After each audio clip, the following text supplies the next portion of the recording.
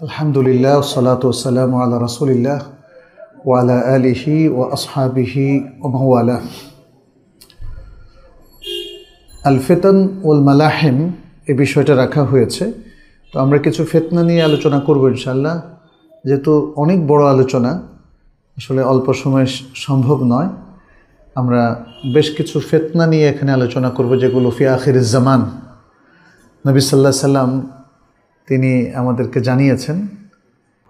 আশরাতুস সাআহ অর্থাৎ কিয়ামতের যে আলামতগুলো আছে এগুলো সবই আসলে ফিতনা।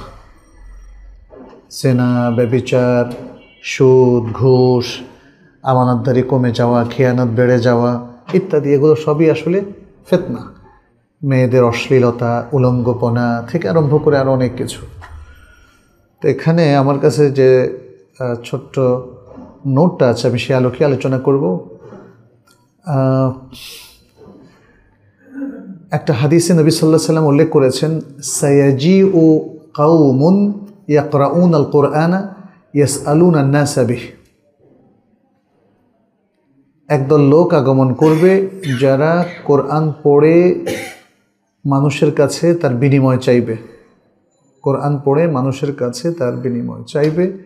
এজন্য উলামায়ে কেরাম বলেন যে এটা হলো মিন আশরাতিস সাআ আস-সুগরা, ছোট একটা আলামত যে মানুষ কোরআন বিক্রি করবে, অর্থাৎ কোরআনের বিনিময় চাইবে। কোরআন এর প্রচার প্রসার অথবা কোরআনের তাদরিস কিংবা মানুষ কোরআনমুখী হোক, এটা তার মেন টার্গেট না। এখানে হয়তো ছোট্ট একটা প্রশ্ন আসে, তাহলে কোরআন পড়ে কি টাকা নেওয়া যাবে না? উত্তর হচ্ছে তাদরিসের জন্য তো টাকা নেওয়া যাবে, সেটা হচ্ছে একটা বেতন। কিন্তু ধর্মীয় উপকরণগুলো, দ্বীনি যে বিষয়গুলো আছে সেটাকে ব্যবসায়িক পণ্যে পরিণত করা, এটা হচ্ছে মূল কথা। যে কোনো জিনিস, যেমন নামাজকে ব্যবসায়িক পণ্যে পরিণত করা, এটাও শরীয়ত সম্মত না। সালাত পড়বেন কার জন্যে? আল্লাহর জন্য। কোরআন পড়বেন কার জন্যে? আল্লাহর জন্য। ফলে সেই বিষয়টাই আমাদের মাথায় রাখতে হবে, ফোকাস হবে এই কাজগুলো দ্বীনের কাজ, আল্লাহর জন্য করছে লিল্লাহ। আর ওয়াজিফা হিসাবে কেউ যদি নেন চাকরি, তাহলে তার বিনিময় তিনি পাবেন স্যালারি।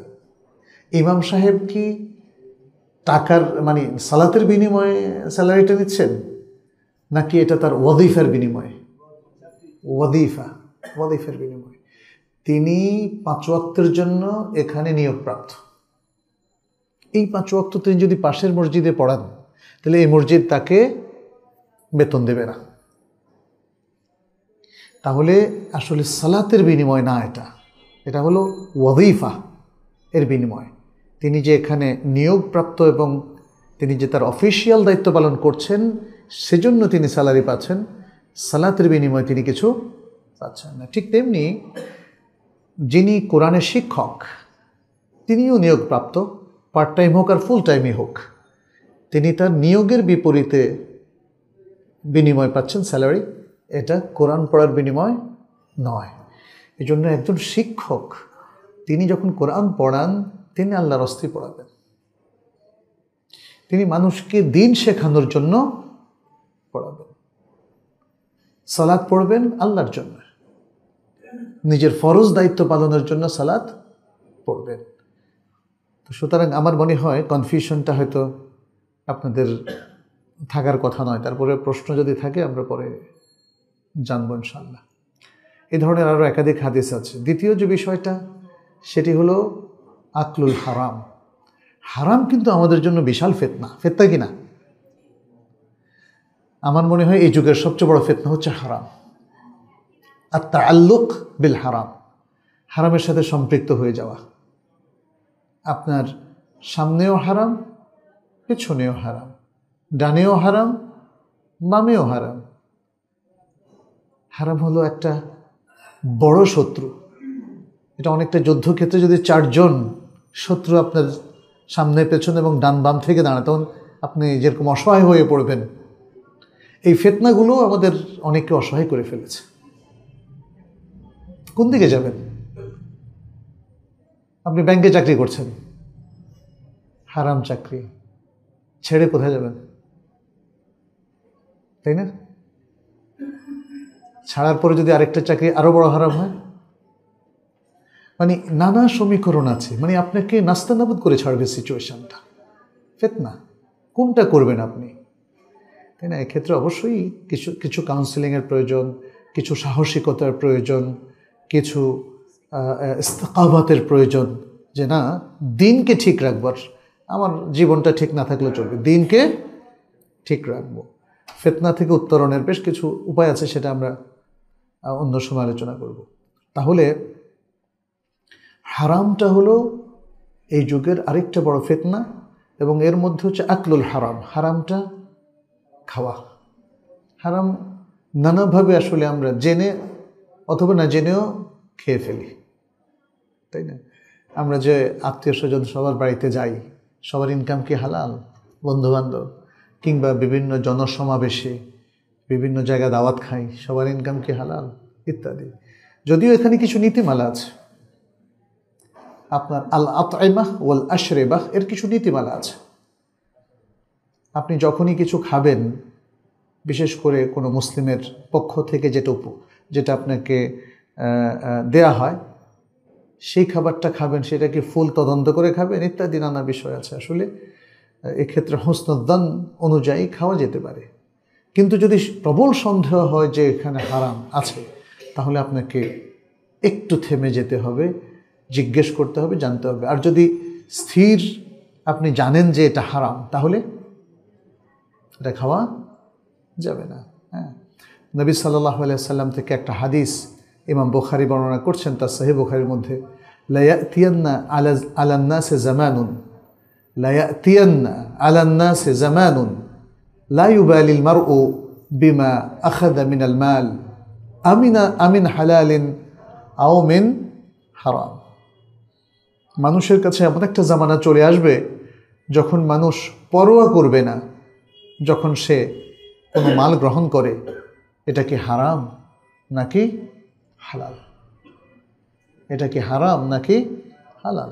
বিভিন্ন জায়গায় এখন মানুষকে প্যাচে ফেলে টাকা নেওয়া হয়, ওই টাকাটা কি হালাল না হারাম?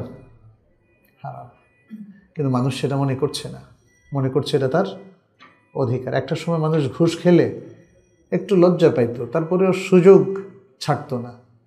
আবার অনেকে ঘুষ খাওয়াটাকে মহাপাপ মনে করে এতে থেকে বিরত থাকতেন, আলহামদুলিল্লাহ। আর এখন অনেক মানুষ ঘুষটাকে অধিকার মনে করে এবং বিশাল বিশাল ঘুষ খায়, যা তা না। তারপরে সুদটাকেও তারা নানাভাবে জায়েজ করে। বিভিন্ন ব্যবসায়িক প্রতিষ্ঠান এ বিষয়গুলো তারা তাওয়িল করে, নিজেদের যে হারামের সাথে সম্পৃক্ততা সেগুলোকে তারা ইগনোর করে ইত্যাদি। লেনদেনের ক্ষেত্রেও নানা ধরনের লেনদেন আছে, তাই না? আমরা দেখি যে লেনদেনের সামান্য ত্রুটির কারণেও হালালটা হারাম হয়ে যায়। আপনি যদি কোনো কোম্পানির সাথে অথবা কোনো ব্যবসায়িক প্রতিষ্ঠানের সাথে এভাবে চুক্তি করেন যে আমি আপনার সাথে পার্টনারশিপে বিজনেস করলাম, পার্টনারশিপ বিজনেস জায়েজ কি না? জায়েজ। কিন্তু প্রফিট দিবেন, আমি যেমন আপনার কাছে 1 লাখ টাকা এখানে ইনভেস্ট করলাম, আপনি আবার ক্যাপিটালের উপর প্রফিট দিবেন 20%। কিসের উপরে? ক্যাপিটালের উপরে। অর্থাৎ বছরের শেষে আমার হয়ে যাবে 1,20,000 ক্যাপিটাল, মানে এই 1 লাখের উপরে আপনি একটা পার্সেন্টেজ আমাকে প্রফিট দেবেন। এটা কি হবে? এটা সুদ হবে। আসলে প্রফিটটা তো ক্যাপিটালের উপর রেশিও হবে, কিন্তু ক্যাপিটালের উপরে পার্সেন্টেজ ধার্য করে প্রফিট নির্ধারণ করা যাবে না, এটা হারাম, কারণ সুদ হবে। ফলে আর যদি আপনি বলেন যে এই 1 লাখ টাকা থেকে যা প্রফিট হবে, যদি 100 টাকাও প্রফিট হয়, তার থেকে 20 টাকা আমার আর 80 টাকা আপনার, এটা জায়েজ আছে। অথবা 80 টাকা আমার, 20 টাকা আপনার, অর্থাৎ যা প্রফিট হবে তার 80-20, অথবা 50-50, অথবা 40-60, 60, এটা হচ্ছে নানা কারণে। আপনি যদি মনে করেন যে আপনার 100 টাকা প্রফিট হলে 20 টাকা পেলেই আপনি খুশি, তাহলে সমস্যা কি? যিনি এটাকে ব্যবসা করলেন তিনি এটা থেকে বাকি 80 টাকা নিলেন, সেটা আপনারই কনসেন্ট নিয়ে, কোনো সমস্যা নেই। এটা কি ক্যাপিটালের উপর হয়েছে? না, এটা হলো আপনার হয় গ্রস প্রফিট অথবা নেট প্রফিট, যেটাই হোক না কেন, যেভাবে আপনারা চুক্তি করেন। কিন্তু যখনই ক্যাপিটালের উপরে আপনি এটা ধার্য করবেন তখনই কি হয়ে যাবে? সুদ হয়ে যাবে। এর কারণটা কি? কারণ হচ্ছে আসলে প্রফিট হোক আর না হোক, এই ক্যাপিটালের বা মূলধনের 20% আপনাকে দিতেই হবে।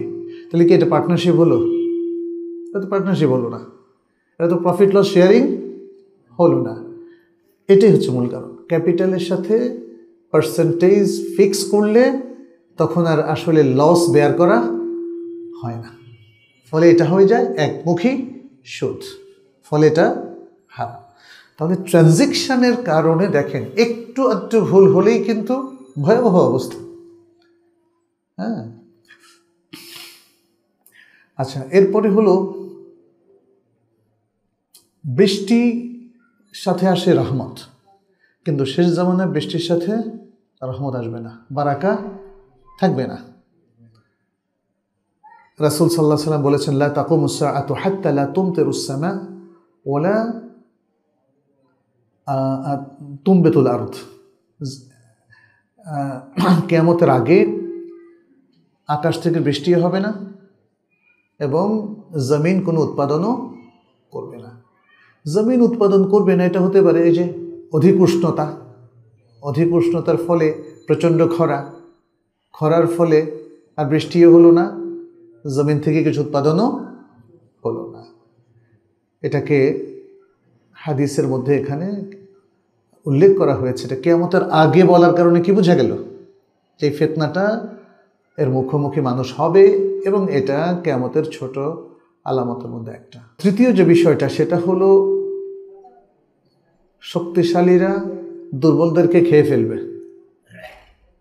তার মানে মানুষ অনেক বেশি ডমিনেট করবে, প্রভাবশালীরা সমাজকে নিয়ন্ত্রণ করবে। এখানে যে হাদিসটা আয়েশা রাদিয়াল্লাহু তাআলা আনহা থেকে এসেছে, ইমাম আহমদ বর্ণনা করেছেন, শেখ আলবানী এটাকে সিলসিলা সাহিহার মধ্যে উল্লেখ করেছেন।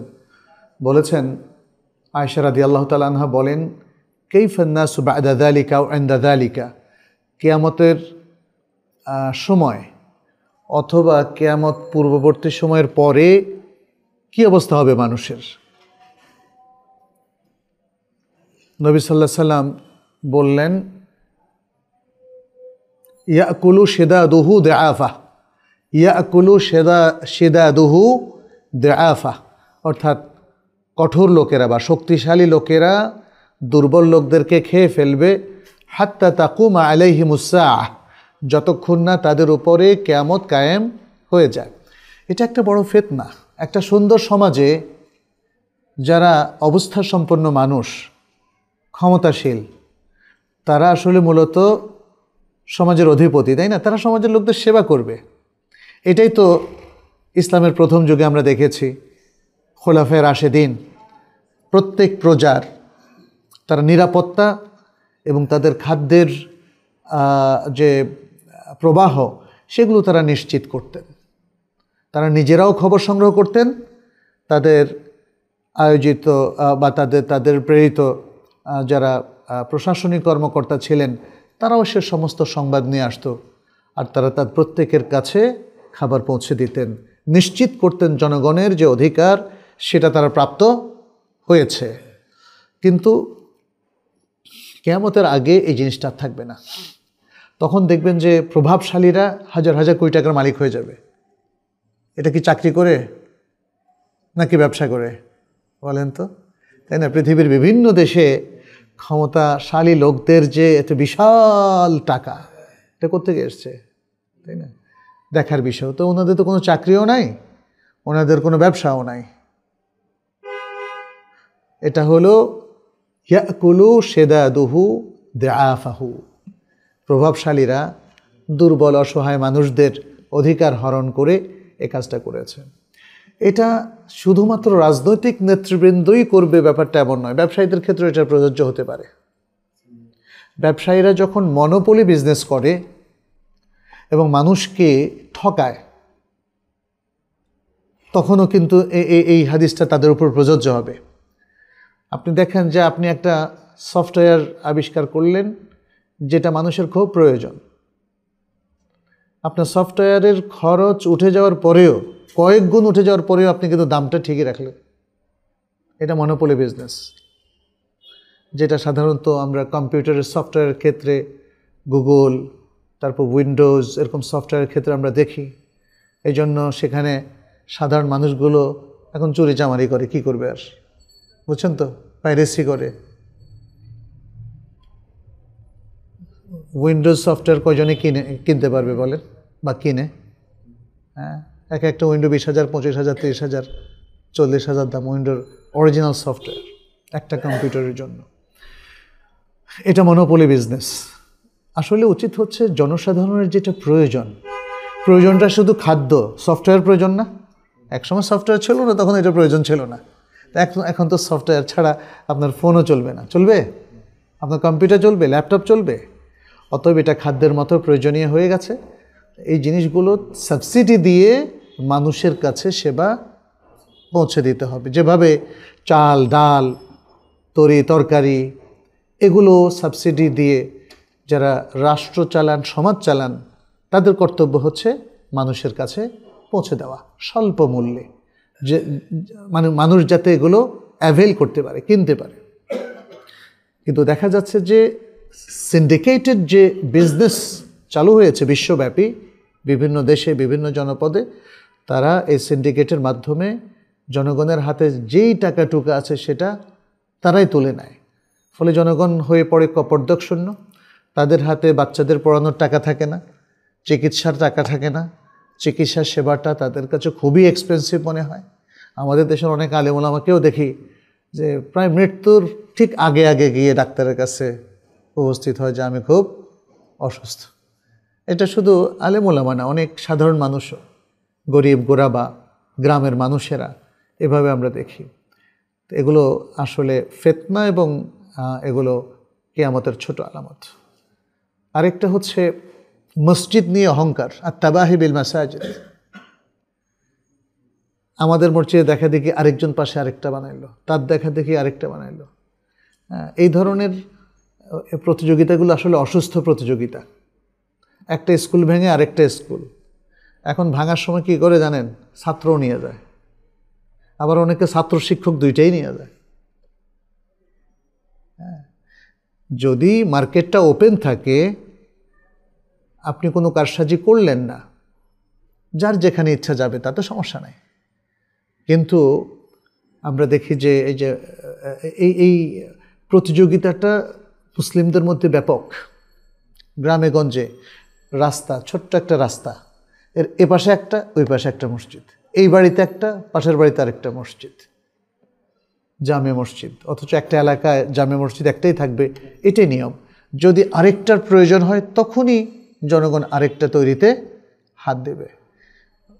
এরপরে মসজিদের সৌন্দর্যকরণ, কে কার মসজিদে কত কোটি টাকা ব্যয় করলো, তাই না? এই একটা অসুস্থ প্রতিযোগিতা।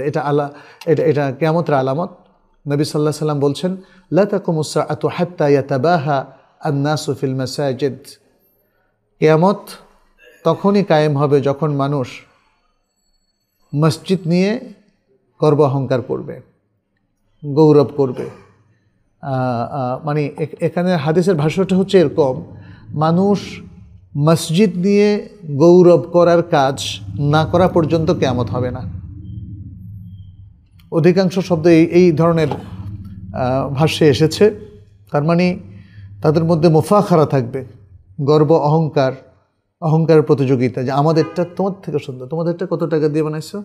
2 কোটি, আমাদেরটা 2.5 কোটি, আরেকজন আমাদেরটা 3 কোটি, এভাবে। আরেকটা হচ্ছে রিয়া দেখানোর জন্য, মানে আমারটা তোমারটা থেকে সুন্দর, এই যে একটা অসম প্রতিযোগিতা, সেটার জন্য। ইবনে কাসির বলেন যে মানুষ এভাবে হারামাইন থেকেও বিচ্ছিন্ন হয়ে পড়বে। মানুষ এভাবে হারামাইন থেকে বিচ্ছিন্ন হয়ে পড়বে এবং তারা নিজস্ব মসজিদ বানিয়ে ফিতনা তৈরি করবে। আমরা তো খবর রাখি না, আমার মনে হয় সেদিন কালকে মনে হয় আমাকে একজন দেখালো, আমাদের অফিসে দেখালো যে দেখেন এক লোক চট্টগ্রামে সে ওয়াজের মধ্যে বলছে যে এখন থেকে আপনাদের আর হারামাইনে যেতে হবে না। ঠিক এই হাদিসের তাতবীকি দেখলাম। কেন? বলছে চট্টগ্রামের মধ্যে এই যে কি এলাকা বললো, বহদ্দারহাটের পাশে, হ্যাঁ, বললো যে এখানে আমরা একটা হারাম তৈরি করেছি। আপনি ওই হারামে গিয়ে যে ফজিলত, এই হারামে সে একই ফজিলত। বলছে কি তেজ নিয়ে বলতেছে, আল্লাহ আল্লাহ আল্লাহ। আমি পরে ওনাকে বলেছি আমাকে লিঙ্কটা দিয়েন বাংলা ভাষায়, বুঝছেন? দেখেন এখানে ইবনে কাসির দেখে কত বছর আগের, 774 হিজরিতে মারা গিয়েছেন। তিনি বলছেন যে এভাবে মানুষ হারামাইন থেকে আলগা হয়ে পড়বে, মনোযোগ হারিয়ে ফেলবে, তাদেরকে কেউ বা কারা অন্য আরেকটা জায়গায় তাদেরকে ট্যাগ করে ফেলবে। আপনি দেখেন বাংলাদেশেও আমি দেখেছি ইউটিউবে আরও অনেক আগে, এখানে কেউ কেউ বিভিন্ন যে একটা সৌধ বানিয়ে এটার চারপাশে তাওয়াফ করে, যে তুমি তো হারামে তাওয়াফ করতে যেতে পারো না, তো এখানে তাওয়াফ করো। ইন্না লিল্লাহি ওয়া ইন্না ইলাইহি রাজিউন। এগুলো আসলে চালু হয়ে গেছে। তো অবাক লাগে যে মানুষ কিভাবে এগুলো নিচ্ছে। ফলে এটা একটা বড় ফিতনা, কোনো সন্দেহ নেই। আল বিদায়া নিহায়ার মধ্যে তিনি এটা বললেন। ইবনে কাসির আরও বলেন ওয়াগতাররু বিহি ইলা জামানিনা হাদা। তিনি বলছেন আমাদের এই জামানায় মানুষ এখন এরকম ধোকায় পড়ে গেছে। এটা তিনি বলছেন 774 হিজরির আগে, এখন 1400 কত 46 চলছে না? তার মানে প্রায় 700 বছর পরে আমরা অবস্থান করছি। ওই জামানাতে এগুলো চালু ছিল, তাহলে এই জামানাতে আরও অনেক বেড়ে গেছে। আচ্ছা, এরপরে বললেন যে আরেকটা ফিতনার কথা বললেন, অথবা কিয়ামতের আলামত, সেটা হচ্ছে আইয়াতাকাল্লাম আল হাইওয়ান, জন্তু কথা বলবে। জন্তু কথা বলবে, যেমন নেকড়ে বাঘ রাখালের সাথে কথা বলবে, গরুও কথা বলবে, যেমনটি নবী সাল্লাল্লাহু আলাইহি ওয়াসাল্লাম বাকারা বা গাভীর কিস্সার ক্ষেত্রে বলেছিলেন। একটা গাভী, এটা বুখারীর এবং মুসলিমের একটা বর্ণনা এসেছে যে একটা গাভী বলছিল ইন্নী লাম উখলাক লিহাদা ওয়ালাকিন ইন্নামা খুলিকতু লিল হারফ। আমি এজন্যে সৃষ্টি হই নাই, অর্থাৎ এক মালিক, গাভীর মালিক তার উপরে ঘোড়ার মতো বসে গেছে। তো গাভী তখন বলল, জনাব আমাকেই জন্য সৃষ্টি করা হয় নাই, ওয়ালাকিন ইন্নামা খুলিকতু লিল হারফ, আমাকে সৃষ্টি করা হয়েছে চাষাবাসের জন্য। হ্যাঁ, এটা বুখারী মুসলিমের হাদিস কিন্তু। আচ্ছা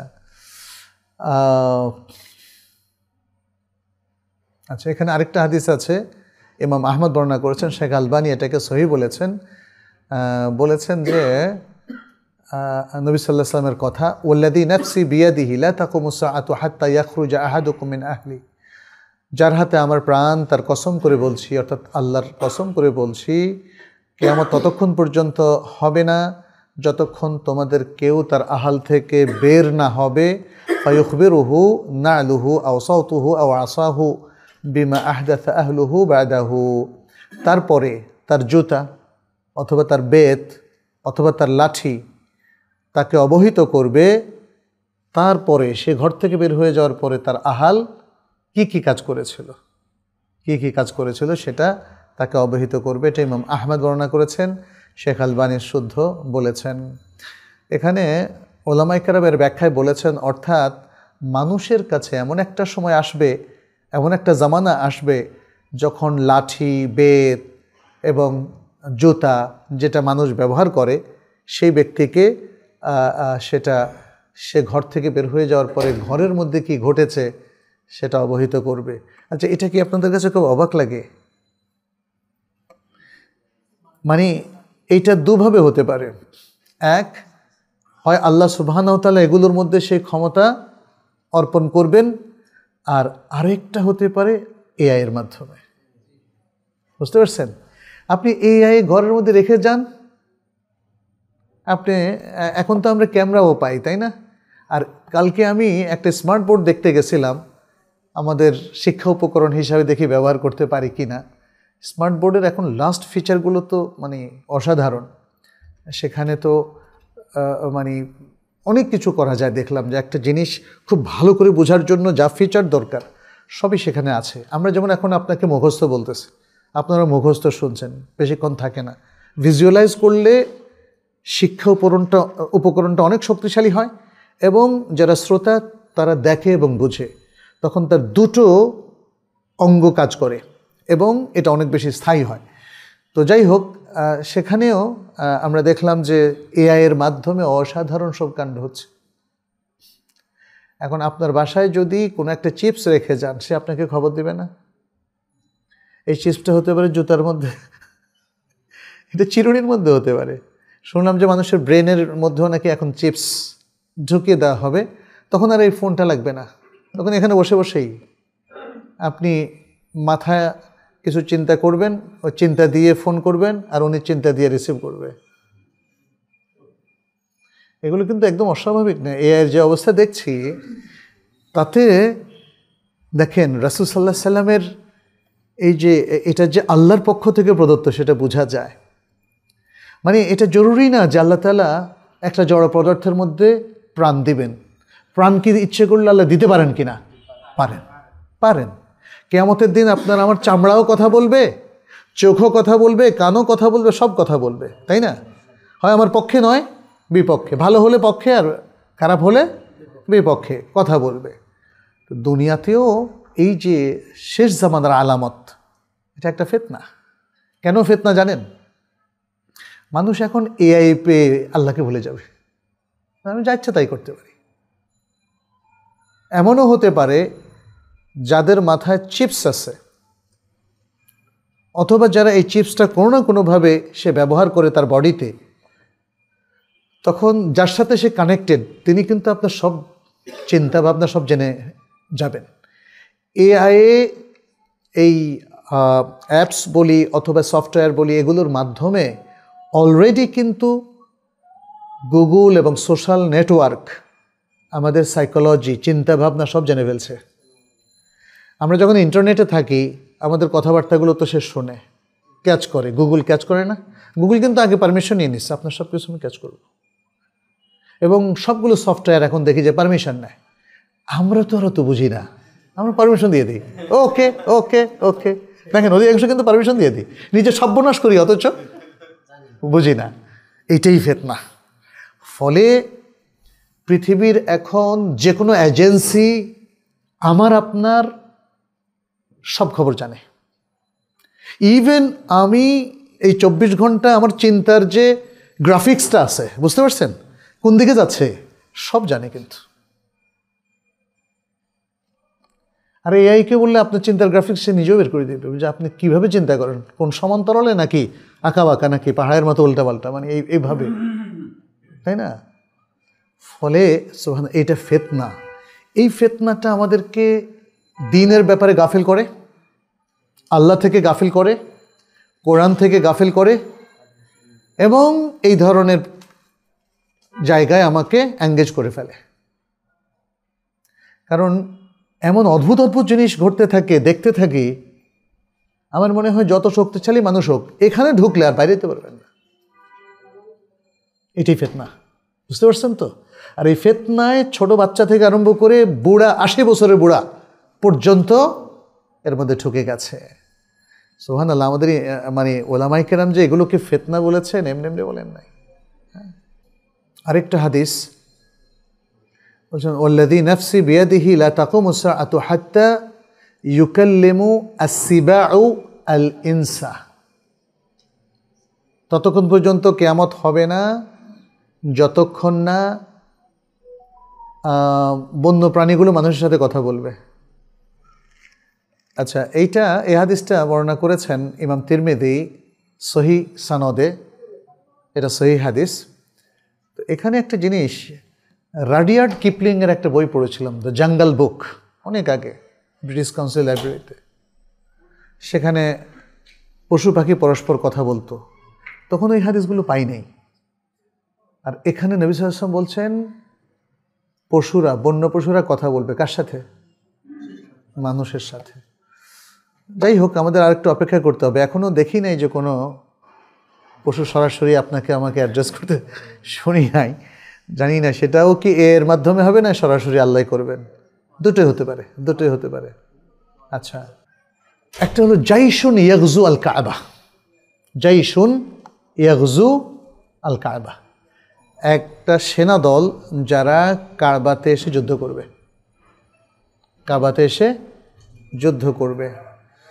নবী সাল্লাল্লাহু আলাইহি ওয়াসাল্লাম তিনি বলেছেন, ইন্না উনাসান মিন উম্মতি ইয়াউম্মুনা হাযাল বাইত বিরাজুলিন মিন কুরাইশ قد استعاذ بالحرم فلما بلغوا البيداء خسف بهم مصادرهم شتى يبعثهم الله على নিয়াতিহিম।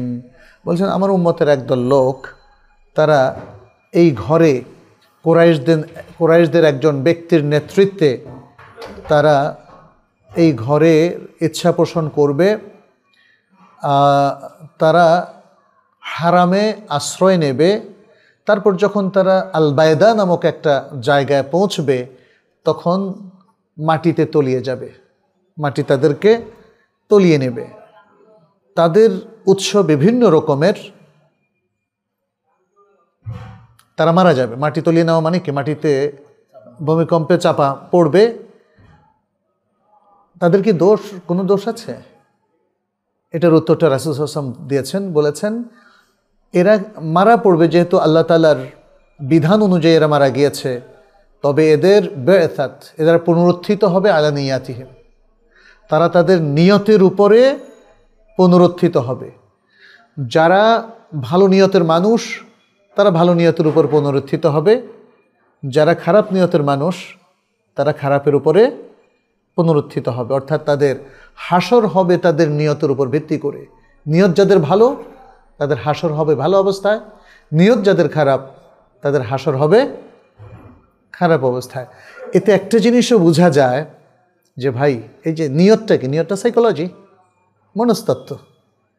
আপনার চিন্তা ভাবনাকে সবসময় পজিটিভ রাখবেন, কোরআন সুন্নাহ ভিত্তিক পজিটিভ রাখবেন, এটি হচ্ছে নিয়ত। আসলে নিয়ত মানে নাওয়াইতু আন উসাল্লিয়া বা এরকম কোনো নিয়ত না, মুখে একটা উচ্চারণ করলেন নিয়ত, এটা না। নিয়তটা হচ্ছে আসলে আপনার মনের ইচ্ছা এবং সংকল্প, এটাকে আপনি কিভাবে ধারণ করছেন, কি পোষণ করছেন।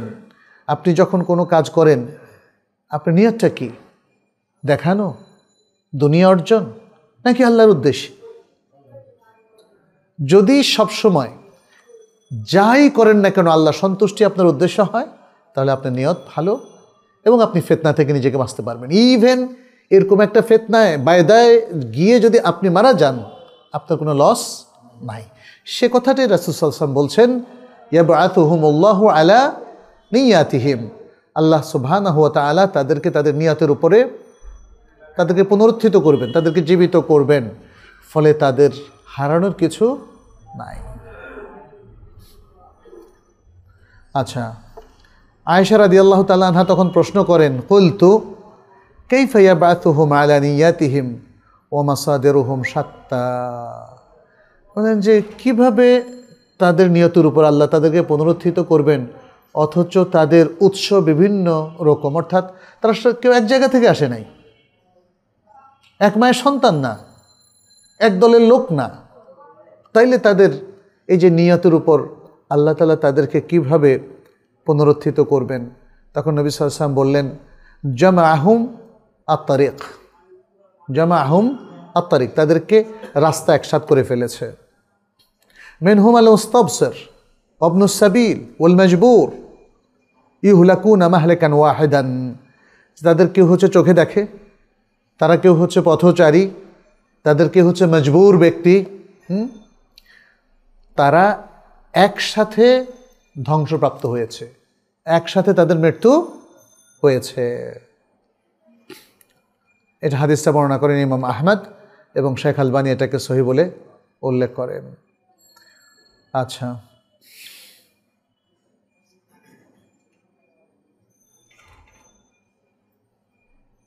এরপর আরেকটা হলো কাতউল আরহাম, আত্মীয়তার সম্পর্ক ছিন্ন করা। এটাও একটা ফিতনা।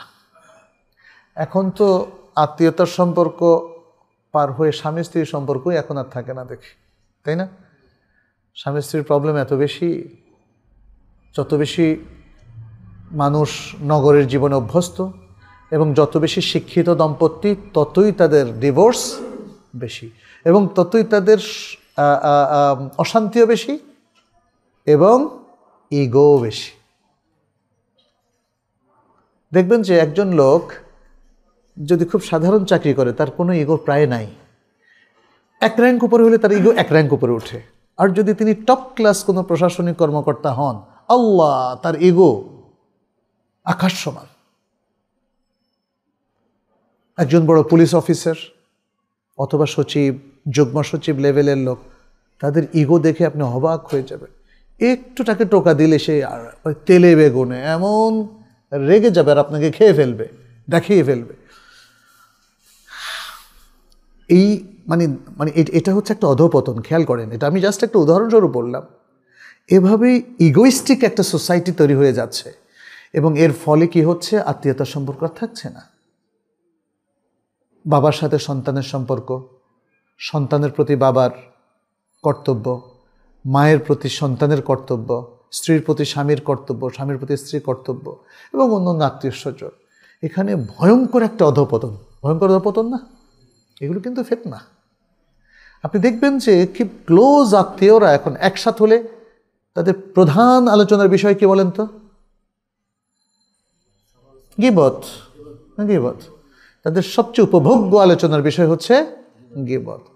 আমি খুব হতবাক হয়ে যাই যেগুলো আত্মীয় স্বজনের মধ্যে শুনি, এবং এটা একটা কমন সিনারিও। খুব ভালো শিক্ষিত ফ্যামিলিগুলোর মধ্যে যা ঘটে, তাহলে অশিক্ষিতদের মধ্যে আরও ভয়ঙ্কর ঘটে।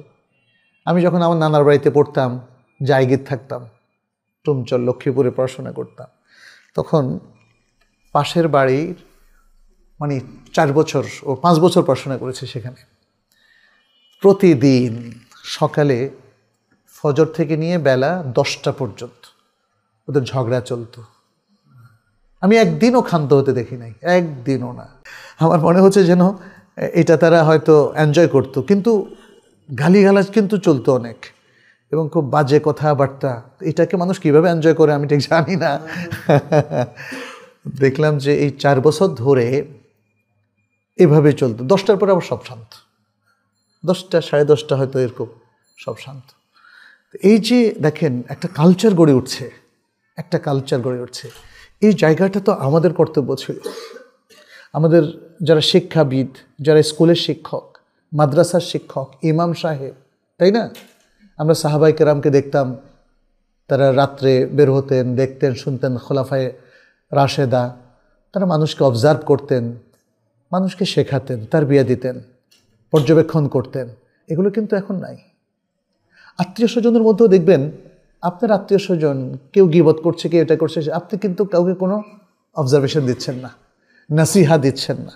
হ্যাঁ, ফলে এটার অনিবার্য পরিণতি হচ্ছে আমাদের সম্পর্কের অবনতি, বিদ্বেষ তৈরি হওয়া এবং এক ফ্যামিলির সাথে আরেকটা ফ্যামিলি কাট অফ হয়ে যাওয়া, যেটাকে এই হাদিসের ভাষা বলা হয়েছে কাতউল আরহাম। কাতউল আরহাম, আত্মীয়তার সম্পর্ক ছেদ হওয়া। এখানে নবী সাল্লাল্লাহু আলাইহি ওয়াসাল্লাম থেকে যে হাদিসটা এসেছে, ইমাম আহমদ বর্ণনা করেছেন এবং শেখ আলবানী শুদ্ধ বলেছেন। তিনি আস-সিলসিলা সহিহের মধ্যে নিয়ে এসেছেন, বলেছেন, ইন্না বাইনা ইয়াদাই আস-সাআহ তাসলিমুল খাসসাহ ওয়া ফাশবুত তিজারাহ হাত্তা তুইনাল মারআতু যাওজাহা আলা তিজারাহ। এবং বলেছেন ওয়া কাতউল আরহাম, বলেছেন কিয়ামতের আগে যেসব কাজ আলামত, তার মধ্যে একটা হলো কাতউল আরহাম, আত্মীয়তার সম্পর্ক ছিন্ন হওয়া। এমনি কাতইয়াতুল আরহামের উপর তো অনেকগুলো হাদিস আছে। মানে এর যে পরিণতি, এর যে বড় কুফল, আল্লাহর পক্ষ থেকে যে শাস্তি, হ্যাঁ, যে ব্যক্তি আত্মীয়তার সম্পর্ক কাট অফ করে, আল্লাহ তার সম্পর্ক কাট অফ করেন, ইত্যাদি আরও নানা ধরনের মেসেজ আছে। কিন্তু এখানের যেটা প্রযোজ্য সেটা হলো আত্মীয়তার সম্পর্ক কাট অফ করা। এটা কিয়ামতের ছোট্ট আলামতের একটা, বাট এটা একটা ফিতনা, এটা হলো একটা বড় ধরনের ফিতনা। আচ্ছা, এরকম আরও অনেকগুলো আছে, আমরা আজকে এতটুকুই রাখি এই কথা বলে। আপনারা এই ফিতনাগুলো সম্পর্কে হয়তো কম বেশি পড়াশোনা করেছেন, এবং অসংখ্য ফিতনা আছে, কতগুলো আছে এরকম অসংখ্য। এগুলো কেউ 100, 150 বা তারও বেশি সুমার করেছেন। আসলে যতই দিন আসবে ততই এই ফিতনাগুলোর ভ্যারাইটিস বেড়ে যাবে। নানা ধরনের ফিতনা। সোশ্যাল নেটওয়ার্কে কত ধরনের ফিতনা বলেন তো, তাই না? বহু ধরনের। এখন আপনি বলবেন, আমি বলি বলার ধরন, আমি বলবো সোশ্যাল নেটওয়ার্ক একটা, যদি বলি তাহলে একটা ফিতনা। আর যদি বলি না, ইউটিউব একটা ফিতনা, ফেসবুক একটা ফিতনা, হ্যাঁ, টুইটার আরেকটা ফিতনা, ইনস্টাগ্রাম আরেকটা ফিতনা, টিভি আরেকটা ফিতনা, তাই না? এভাবে যদি আপনি সুমার করতে থাকেন তাহলে অনেকগুলো ফিতনা। আর এখন তো সফটওয়্যার অনেক বেড়ে যাচ্ছে, হ্যাঁ। ওটিটি প্ল্যাটফর্ম যদি আপনি বলেন তাহলে ওটিটি আরেকটা ফিতনা। আবার ওটিটির মধ্যে যদি প্রত্যেক নাম ধরে বলেন, বিভিন্ন নাটকের ওটিটি প্ল্যাটফর্ম আছে না, নাটকের আছে, খেলার আছে, এগুলো এক একটা যদি নাম ধরে বলেন তাহলে সংখ্যা বেড়ে যাবে। ওলামায়ে কেরামও কখনো সবগুলোকে একটা গ্রুপে ফেলে যারা বলেছেন তারা অল্প কিছুর মধ্যে সবগুলোকে নিয়ে আসছেন। আবার যারা প্রত্যেকটা ইন্ডিভিজুয়ালি উল্লেখ করেছেন তারা এই ফিতনাগুলো অধিক সংখ্যায় উল্লেখ করেছেন। আর আসলে ফিতনাগুলো আমার কাছে মনে হয় ডিটেলসই বলা উচিত, ডিটেলস পড়া উচিত, জানা উচিত, যাতে করে আমরা এই ফিতনাগুলো খুব ক্লিয়ারলি এটাকে ডিটেক্ট করতে পারি, চিহ্নিত করতে পারি।